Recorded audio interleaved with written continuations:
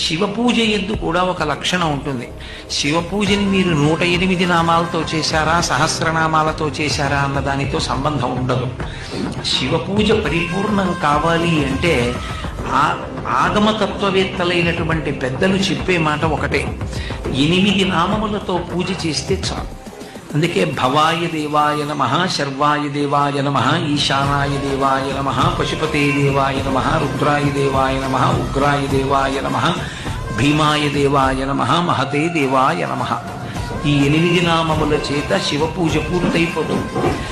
ఈ 8 నామములకు పక్కన పత్ని అన్న మాటని కలిపితే అమ్మవారి పూజ పూర్తయిపోతుంది. భవస్య దేవస్య పత్ని నమః. ఆయన యొక్క తత్వం అంతా నడుస్తుంది. కాబట్టి శివ పూజ ఎందు కూడా ఒక లక్షణం ఉంటుంది. శివ పూజని మీరు 108 నామాలతో చేశారు.